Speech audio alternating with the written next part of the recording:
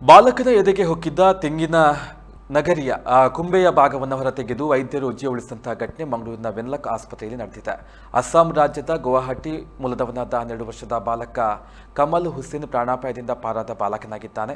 ಆಕಸ್ಮಿಕವಾಗಿ ಬಿದ್ದ ಬಾಲಕನಿಗೆ ಕುತ್ತಿಗೆಯ ಮೂಲಕ ಎದೆಯ ತನಕ ತೆಂಗಿನ ಗರಿಯ ಕೊಂಬೆಯ ಭಾಗವೊಂದು ಬಾಲಕನ ಕುತ್ತಿಗೆಯಲ್ಲಿ ಹಾಕಿಕೊಂಡಿದ್ದ ಸ್ಟೀಲ್ ಚೈನ್ನೊಂದಿಗೆ ಎದೆಯ ಒಳಗಡೆಗೆ ಹೊಕ್ಕಿತ್ತು. ಮಡಿಕೇರಿಯ ಸರ್ಕಾರಿ ಆಸ್ಪತ್ರೆಯಲ್ಲಿ ಹುಡುಗನಿಗೆ ಪ್ರಾಥಮಿಕ ಚಿಕಿತ್ಸೆ ಬಳಿಕ ಕೂಡಲೇ ಮಂಗಳೂರಿನ ವೆನ್ಲಾಕ್ ಆಸ್ಪತ್ರೆಗೆ ಕರೆತರಲಾಗಿತ್ತು. ಈತನ ಪೋಷಕರು ಕೊಡಗು ಜಿಲ್ಲೆಯ ಮಡಿಕೇರಿಯ ಕಾಫಿ ಎಸ್ಟೇಟ್ ಒಂದರಲ್ಲಿ ಕೂಲಿ ಕೆಲಸ ಮಾಡ್ತಾ ಇದ್ರು. ಭಾನುವಾರ ಸಂಜೆಯ ವೇಳೆ ಬಾಲಕ ಮನೆಯ ಬಳಿ ಆಟವಾಡ್ತಾ ಇದ್ದಾಗ ಹತ್ತಿರವೇ ಇದ್ದ ತೆಂಗಿನ ಮರದ ಗರಿಯೊಂದು ಬಾಲಕನ ಮೇಲೆ ಬಿದ್ದು ಅವಘಡ ಸಂಭವಿಸಿತು. ಈ ಪ್ರಕರಣವನ್ನು ಕೂಡಲೇ ಗಂಭೀರವಾಗಿ ಪರಿಗಣಿಸಿದಂತಹ ವೆನ್ಲಾಕ್ ಆಸ್ಪತ್ರೆಯ ಎದೆ ಮತ್ತು ರಕ್ತನಾಳಗಳ ಶಸ್ತ್ರಚಿಕಿತ್ಸಕರಾದ ವೈದ್ಯರಾದ ಡಾಕ್ಟರ್ ಸುರೇಶ್ ಪೈ ನೇತೃತ್ವದ ತಂಡವು ತಮ್ಮ ವೈದ್ಯಕೀಯ ಕೌಶಲ್ಯದ ಮೂಲಕ ಬಾಲಕನ ಎದೆಗೆ ಹೊಕ್ಕಿದ್ದ ತೆಂಗಿನ ಮರದ ತುಂಡಿನೊಂದಿಗೆ ಎದೆಗೆ ಹೊಕ್ಕಿದ್ದ ಸ್ಟೀಲ್ ಚೈನ್ ಅನ್ನು ಯಶಸ್ವಿಯಾಗಿ ಹೊರತೆಗೆದಿದ್ದಾರೆ.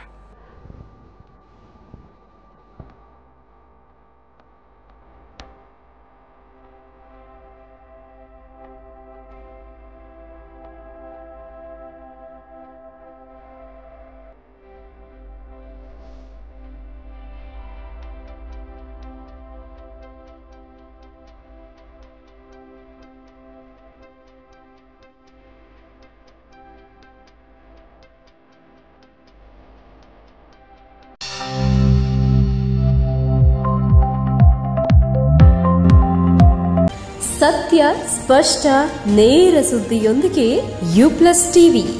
ಇದು ಹೊಸತನದ ಸಂಕಲನ.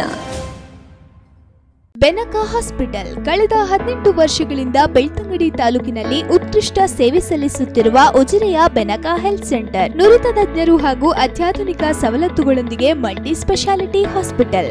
Benaka health centre, main road, Ujire. ಸಂಪರ್ಕಿಸಿ 08256236742.